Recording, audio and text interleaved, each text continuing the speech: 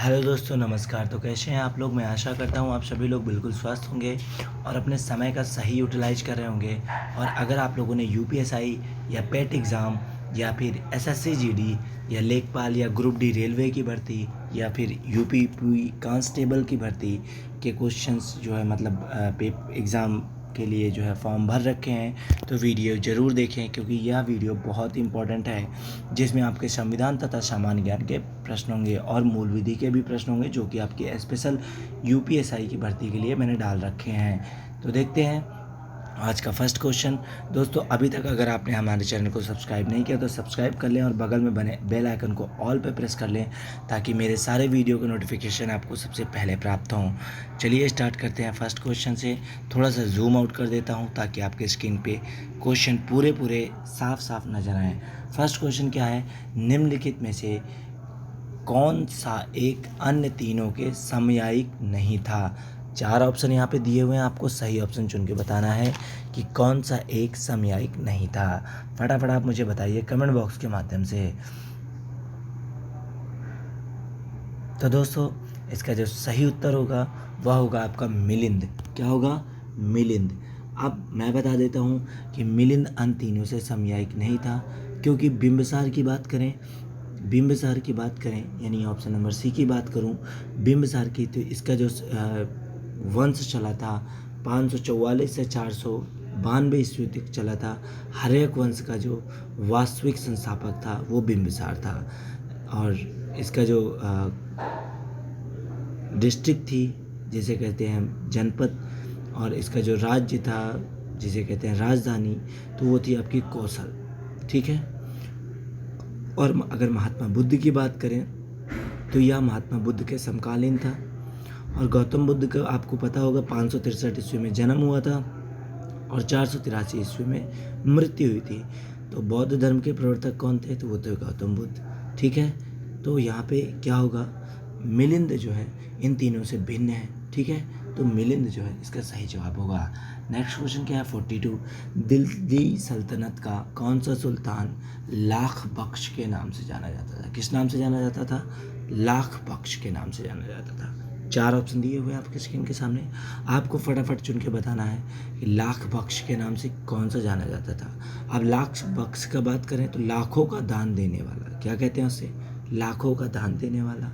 ठीक है। तो कौन जाना जाता था? तो वह जाना जाता था कुतुबुद्दीन ऐबक, अर्थात ऑप्शन नंबर सी भी इसका सही जवाब होगा। नेक्स्ट क्वेश्चन है, निम्न में से कौन सी रचना संत तुलसीदास की नहीं है? चार ऑप्शन दिए हुए हैं, आपको बताना है कि तुलसीदास की रचना कौन सी नहीं है। तो आपको पता होनी चाहिए कि तुलसीदास की रचना कौन कौन सी है। तो तुलसीदास की जो प्रमुख रचना है वह कौन कौन सी है? जो तुलसीदास द्वारा जो है रचित 12 ग्रंथ हैं, जिसमें 5 बड़े तथा 7 छोटे ग्रंथ हैं। बड़े ग्रंथों में दोहावली, गीतावली, कवितावली, रामचरितमानस और विनय पत्रिका है। इसके अलावा जो छोटे ग्रंथ हैं वो है आपका पार्वती, मंगल, जानकी, मंगल बरवे, रामायण, वैराग्य, संदीपनी के, कृष्ण, गीतावली आदि जो है छोटे ग्रंथ हैं। ठीक है। तो इसका जो सही जवाब होगा वो होगा बी, यानी साहित्य रत्न। ठीक है। तुलसीदास की जो रचना नहीं है वह है आपकी साहित्य रत्न। बाकी ये तीनों रचनाएं आपकी जो है तुलसीदास द्वारा है। नेक्स्ट क्वेश्चन देखते हैं। नेक्स्ट क्वेश्चन 44 है। 44 क्या कह रहा है आपका? कानपुर षड्यंत्र मुकदमा किस आंदोलन के नेताओं के विरुद्ध था? तो कानपुर षड्यंत्र मुकदमा किस आंदोलन के नेताओं के विरुद्ध था? चार ऑप्शन दिए हुए हैं, आपको सही ऑप्शन चुन के बताना है दोस्तों। तो वो तो आपका साम्यवादी आंदोलन। कौन सा था? साम्यवादी आंदोलन था। और किसके विरुद्ध था ये भी बता देता हूँ मैं आपको। ये था आपका कम्युनिस्ट पार्टी आंदोलन की शक्ति एवं बढ़ते प्रभाव को रोकने के लिए कानपुर में एक षड्यंत्र के आधार बनाकर कुछ कम्युनिस्टों पर मुकदमा चलाया गया था। यह मुकदमा कानपुर षड्यंत्र के नाम से भी प्रसिद्ध है।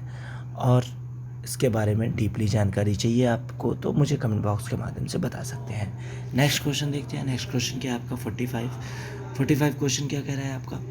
तो 45 क्वेश्चन कह रहा है आपका 14 जून 1947 को कांग्रेस के दिल्ली अधिवेशन में भारत के विभाजन का प्रस्ताव स्वीकृत हुआ। इस अधिवेशन के अध्यक्ष कौन थे जिन्होंने भारत के विभाजन की अध्यक्षता की थी? ठीक है। चार ऑप्शन दिए हुए हैं, आपको सही ऑप्शन चुन के बताना है।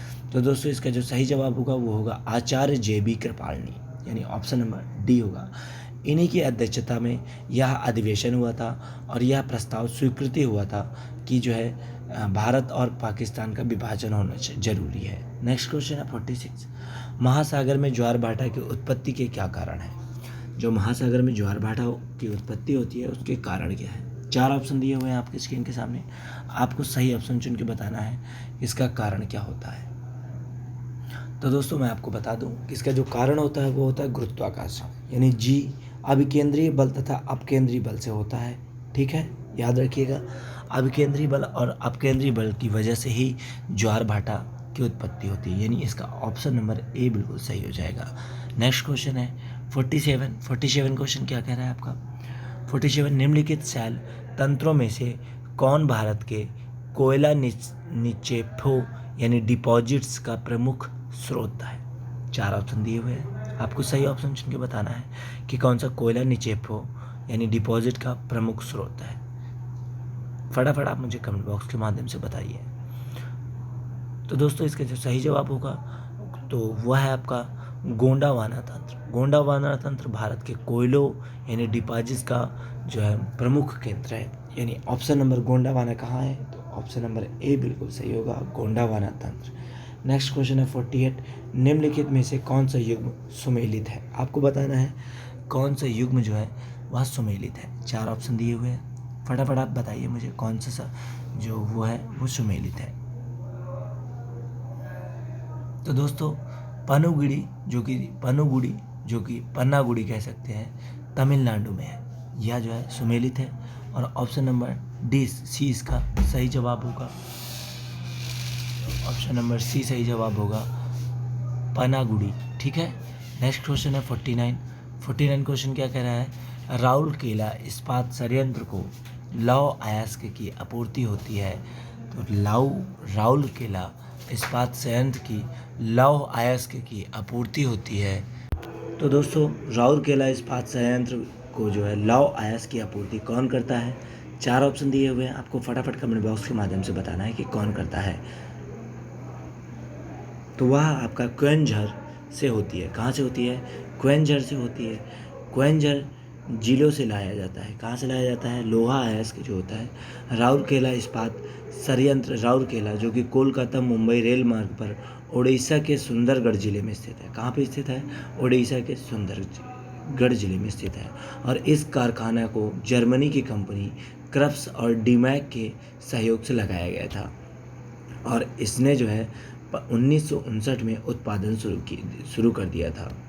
यानी ये बहुत पुरानी कंपनी है जो कि 1959 से उत्पादन शुरू कर दिया था और यह मैग्नीज तथा चूने के पत्थर के भंडारों के निकट स्थित है। ठीक है, याद रखिएगा आप लोग, बहुत इंपॉर्टेंट क्वेश्चन है। नेक्स्ट क्वेश्चन क्या है आपका? तो नेक्स्ट क्वेश्चन आपका कंप्यूटर का है।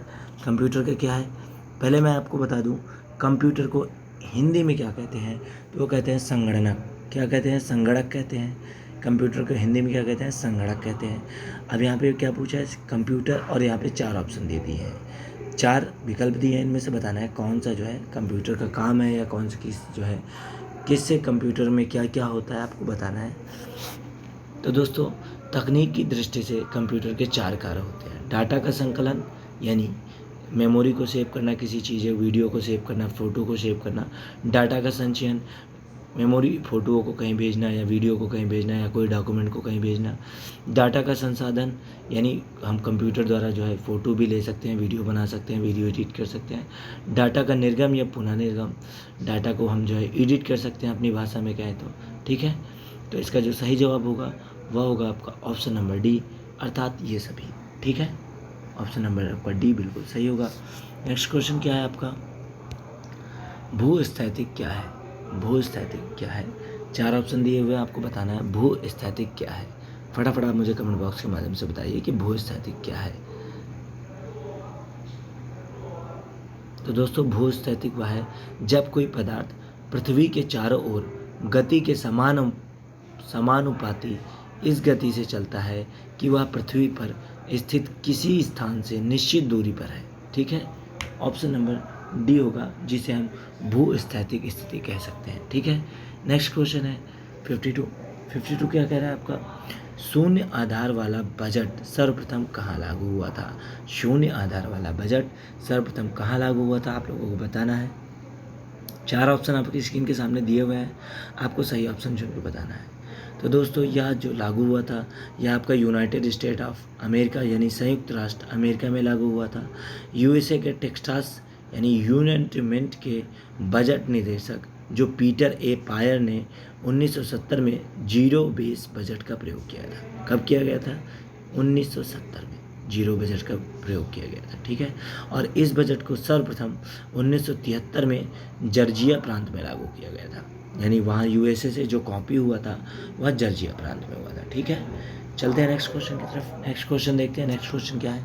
नेक्स्ट क्वेश्चन है आपका 53 निम्नलिखित के किसके कारण की गई आपात स्थिति की उद्घोषणा के दौरान अनुच्छेद 19 के विपरीत की किसी विधि का अधिनियम किया जा सकता है या कार्यकारी आदेश जारी किया जा सकता है? 4 ऑप्शन दिए हुए हैं, आपको सही ऑप्शन चुन के बताना है। फटाफट आप मुझे कमेंट बॉक्स के माध्यम से बताइए इसका सही जवाब क्या होगा।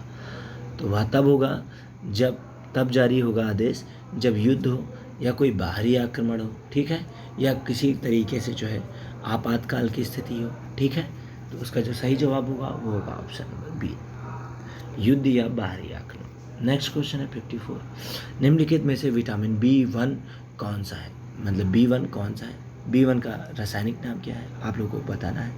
फटाफट आप मुझे कमेंट बॉक्स के माध्यम से बताइए B1 किसे कहते हैं, ठीक है। तो B1 का जो रासायनिक नाम है वह है थायमिन। क्या है? थायमिन। ऑप्शन नंबर ए इसका बिल्कुल सही होगा, थायमिन। अब मैं बताऊं B1 की कमी से होने वाला रोग कौन सा होता है? तो B1 की कमी से होने वाला रोग होता है बेरी-बेरी रोग, ठीक है। B1 अगर कहें कि इसके जो है B1 थायमिन जब होता है यानी बेरी-बेरी रोग जब होता है तो उसको हम उस टाइम पे हम क्या खाते हैं और क्या खाएं जिससे B1 की कमी दूर हो जाए? तो वह है आपके मूंगफली हो गया, तिल हो गया, सूखी मिर्च हो गया और बिना धुली दाल हो गया, याकृत हो गया, अंडे हो गया और सब्जियां भी कह सकते हैं, ठीक है। और मैं थोड़ा सा आपको बता दूं विटामिन ए जो है, विटामिन ए का रासायनिक नाम क्या होता है? तो रेटिनॉल होता है। विटामिन सी का रासायनिक नाम क्या होता है? तो एस्कार्बिक एसिड होता है। और विटामिन डी का जो रासायनिक नाम होता है वो होता है आपका कैल्सीफेरॉल। और विटामिन ई का जो रासायनिक नाम होता है वो होता है टेकोफेरॉल। और विटामिन के का जो रासायनिक नाम होता है वो होता है फिलोक्विनोन। क्या होता है? फिलोक्विनोन, ठीक है, याद रखिएगा। 5 टाइप की विटामिन होती हैं A C D E K, ठीक है। तो चलते हैं नेक्स्ट क्वेश्चन की तरफ। नेक्स्ट क्वेश्चन क्या है 55 दास वंश की स्थापना किसके द्वारा की गई थी? दास वंश की स्थापना किसके द्वारा की गई थी? 4 ऑप्शन आपकी स्क्रीन के सामने दिए हुए हैं, आपको सही ऑप्शन चुन के बताना है कि दास वंश की स्थापना किसके द्वारा हुई थी। तो दोस्तों दास वंश की जो स्थापना हुई थी वह हुई थी कुतुबुद्दीन ऐबक के द्वारा। किसके द्वारा हुई थी? कुतुबुद्दीन ऐबक के द्वारा, क्योंकि मोहम्मद गौरी का जो सबसे योग्य उत्तराधिकारी साबित हुआ था और गौरी की हत्या के बाद सरदारों के कहने पर उन्होंने लाहौर शासन करना शुरू किया था। 15 मार्च 1206 में नमाज पढ़ने के दौरान गौरी की हत्या हुई थी। मोहम्मद गौरी की हत्या कब हुई थी? 15 मार्च 1206 में हुई थी, ठीक है, याद रखिएगा। और अगर महमूद गजनवी ने जो सोमनाथ मंदिर को 1025 ईस्वी में नष्ट किया था, यानी 17वां जो इसका आक्रमण था वह हुआ था 1025 में, जिसमें सोमनाथ मंदिर को इसने नष्ट भ्रष्ट कर दिया था, ठीक है। नेक्स्ट क्वेश्चन है, नेक्स्ट क्वेश्चन क्या है 56 क्या है आपका? हिंदुस्तान सोशलिस्ट 56 क्या है? हिंदुस्तान सोशलिस्ट रिपब्लिकन एसोसिएशन की स्थापना किसके द्वारा की गई थी? 4 ऑप्शन दिए हुए हैं, आपको सही ऑप्शन चुन के बताना है दोस्तों।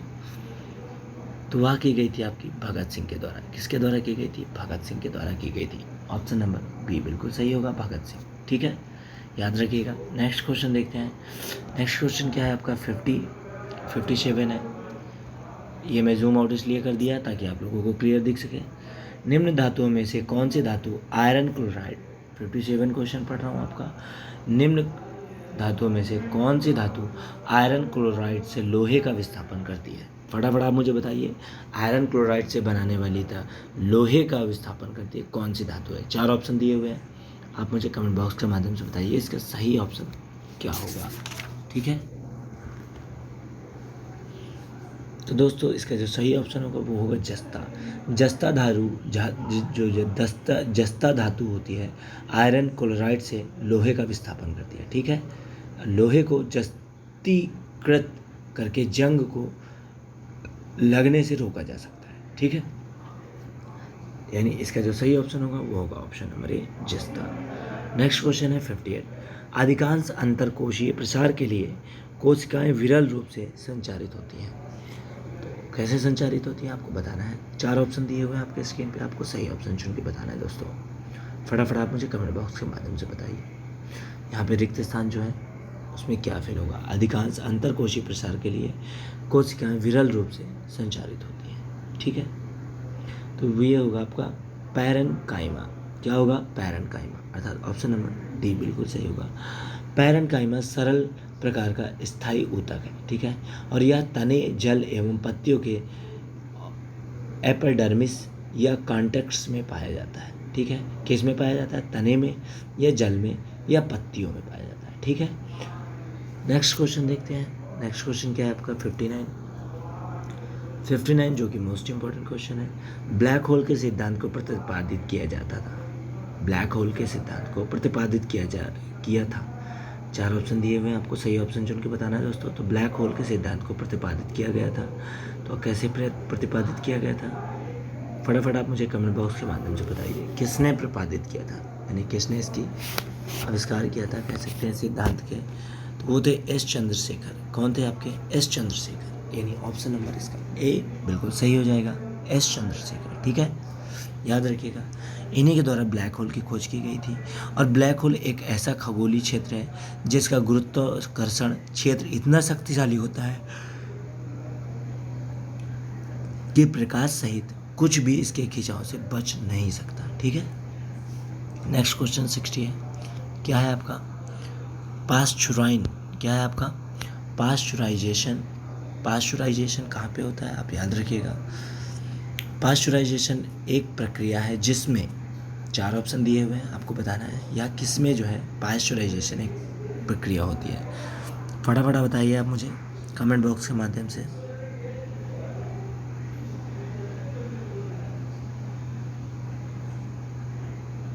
तो दोस्तों इसका जो सही जवाब होगा वो होगा दूध को पहले बहुत देर तक गर्म किया जाता है और निश्चित समय में अचानक ठंडा कर लिया जाता है। ठीक है, इस जो प्रक्रिया होती है या जो विधि होती है दूध को गर्म करना, उसके बाद अचानक से ठंडा कर लिया जाता है। अचानक से ठंडा मतलब एकदम ठंडा। ठीक है, तो उसे कहते हैं पास्चुराइजेशन। ठीक है, ऑप्शन नंबर इसका बी बिल्कुल सही होगा। नेक्स्ट क्वेश्चन है 61 क्या कह रहा है? आयकर अधिनियम के तहत एक अत्यधिक वरिष्ठ नागरिक के रूप में अर्हता प्राप्त करने के लिए किसी व्यक्ति की आयु, यहाँ पर रिक्त स्थान है, वर्ष से ऊपर होनी चाहिए। ठीक है, तो आयकर अधिनियम के तहत एक अत्यधिक वरिष्ठ नागरिक के रूप में अर्हता प्राप्त करने वाले की मैं कह सकता हूँ आयु कितनी होती है, यह पूछा गया है प्रश्न सीधे। आप मुझे फटाफट बताइए कमेंट बॉक्स के माध्यम से। तो वह होती है 80 वर्ष। क्या होती है? 80 वर्ष होती है, यानी ऑप्शन नंबर डी इसका बिल्कुल सही जवाब होगा। नेक्स्ट क्वेश्चन क्या है 62। एक हैकर जिसके इरादे आपराधिक या दुर्भावनापूर्ण नहीं है उसे यहाँ पे दिया हुआ है रिक्त स्थान, क्या कहा जाता है, यानी कहा जाता है क्या कहा जाता है। 4 ऑप्शन दिए हुए हैं, आपको सही ऑप्शन चुन के कमेंट बॉक्स के माध्यम से बताना है।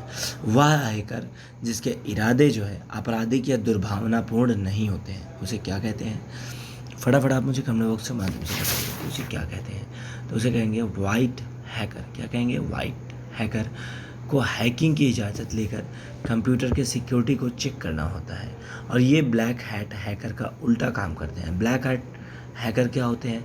तो ब्लैक हैट हैकर वो होते हैं जो चोरी करते हैं और हैक करके मतलब जो है किसी भी प्रकार का आपराधिक या दुर्भावनापूर्ण कार्य करते हैं। ठीक है, और वो सिर्फ ये जानने के लिए करते हैं कि उनके सिस्टम का सिक्योरिटी कितना मजबूत है, वह सुरक्षित है, उनके सिक्योरिटी को आसानी से तोड़ा जा सकता है या नहीं। तो इसका जो सही ऑप्शन होगा वो होगा वाइट हैकर। वाइट हैकर किसे कहते हैं दोस्तों?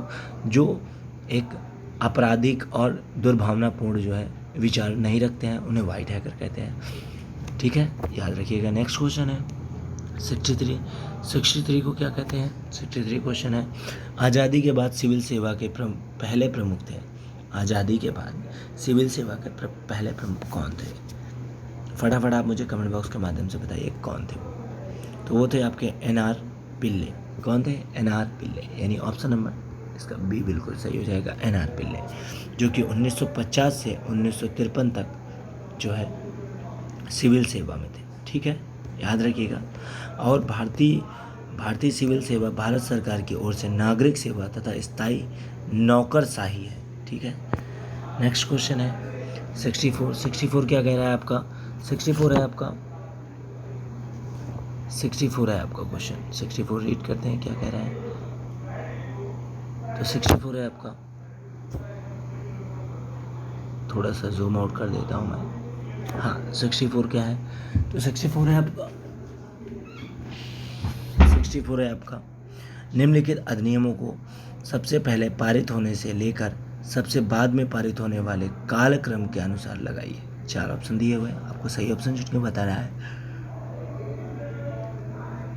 कालक्रम मतलब उस हिसाब से लगाइए जो पहले आता हो, फिर सेकंड आता हो, फिर थर्ड आता हो, फिर फोर्थ आता हो। ठीक है, फटाफट आप मुझे कमेंट बॉक्स के माध्यम से बताइए। तो वो होगा आपका यहाँ पे RPQC। क्या होगा? RPQC, दहेज प्रतिषेध पहला होगा। ठीक है, दूसरा क्या होगा आपका? तो दूसरा होगा आपका मानव अधिकार संरक्षण। तीसरा क्या होगा? बच्चों को निःशुल्क और अनिवार्य शिक्षा का अधिकार नियम। और चौथा क्या होगा आपका? तो चौथा होगा आपका सूचना का अधिकार अधिनियम, यानी RPQC किस ऑप्शन में दिया हुआ है? ऑप्शन नंबर ए में दिया हुआ है, यानी इसका ऑप्शन नंबर यहाँ पे RPSQ दिया हुआ है। क्या दिया हुआ है? RPSQ, यानी ऑप्शन नंबर डी बिल्कुल सही हो जाएगा। ठीक है, नेक्स्ट क्वेश्चन देखते हैं 65 क्या कह रहा है? निम्नलिखित को उच्चतम से निम्नतम पद के क्रम में लगाइए। उच्चतम से निम्नतम पद के क्रम में लगाइए। 4 ऑप्शन दिए हुए हैं, आपको सही ऑप्शन चुन के बताना है दोस्तों। तो उच्चतम पद क्या होता है? सबसे पहला तो वो होता है कैबिनेट सचिव। क्या होता है? कैबिनेट सचिव होता है उच्चतम पद। ठीक है, उसके बाद कौन सा होता है? तो वो होता है प्रमुख सचिव। उसके बाद कौन सा होता है? संभागीय आयुक्त। उसके बाद कौन सा होता है? तो होता है कलेक्टर, यानी जो उसका सही जवाब होगा वो होगा PSRQ। क्या होगा? PSRQ। क्या होगा? PSRQ। कौन सा ऑप्शन है? ऑप्शन नंबर सी बिल्कुल सही होगा। ठीक है, नेक्स्ट क्वेश्चन है 66। भारत ने, थोड़ा सा मैं ऊपर कर देता हूँ, भारत ने 2030 तक ओजोन परत को हानि पहुंचाने वाली एक ग्रीन गैस हाउस को समाप्त करने की योजना बनाई। इस गैस का नाम क्या है? आप लोगों को बताना है। 4 ऑप्शन आपकी स्क्रीन के सामने दिए हुए हैं, फटाफट आप कमेंट बॉक्स के माध्यम से मुझे बता सकते हैं। तो दोस्तों उसका जो सही जवाब होगा वो होगा हाइड्रोक्लोरोफ्लोरो। ठीक है, हाइड्रोक्लोरोफ्लोरो, यानी कार्बन HFC-23। कौन सी गैस है? HFC-23। आप शॉर्ट फॉर्म में याद रखिएगा, हाइड्रोक्लोरोफ्लोरोकार्बन। ठीक है, HFC-23, ऑप्शन नंबर बी बिल्कुल सही होगा। नेक्स्ट क्वेश्चन देखते हैं। नेक्स्ट क्वेश्चन क्या है? 67 है। 67 में पहले रिक्त स्थान दिया है। उसके बाद पूछा है के इस्तेमाल को समाप्त करने के लिए भारत ने एक वैश्विक संधि मीनामाता सम्मेलन पर हस्ताक्षर किया था। तो मीनामाता सम्मेलन याद रखिएगा, मीनामाता सम्मेलन पर हस्ताक्षर किए थे। तो वह कौन सी संधि थी? आपको बताना है। 4 ऑप्शन दिए हुए हैं आपके सामने, आपको सही ऑप्शन चुन के बताना है दोस्तों। तो वह था आपका पारा। क्या था? पारा। ऑप्शन नंबर ए बिल्कुल सही हो जाएगा, पारा। ठीक है, 10 अक्टूबर 2013 को यह संधि हुई थी। कब हुई थी? 10 अक्टूबर 2013 को यह संधि हुई थी, 2013। ठीक है, नेक्स्ट क्वेश्चन क्या है? नेक्स्ट क्वेश्चन है आपका अविश्वास प्रस्ताव के विषय में इनमें से कौन सा सही है? तो अविश्वास प्रस्ताव के विषय में इनमें से कौन सा ऑप्शन सही है? आप लोगों को फटाफट कमेंट बॉक्स के माध्यम से बताना है। तो दोस्तों यह केवल मंत्रिपरिषद के खिलाफ लाया जाता है। किसके खिलाफ लाया जाता है? मंत्रिपरिषद के खिलाफ, अर्थात केवल और केवल क्यू, यानी ऑप्शन नंबर आपका सी बिल्कुल सही होगा। ठीक है दोस्तों, तो कैसा था आज का ये वीडियो? आप मुझे कमेंट बॉक्स के माध्यम से ज़रूर बताइएगा, और आप लोगों के इसमें से कितने क्वेश्चन सही हुए हैं ये मुझे ज़रूर बताइएगा। Thanks for watching my video guys, thank you so much.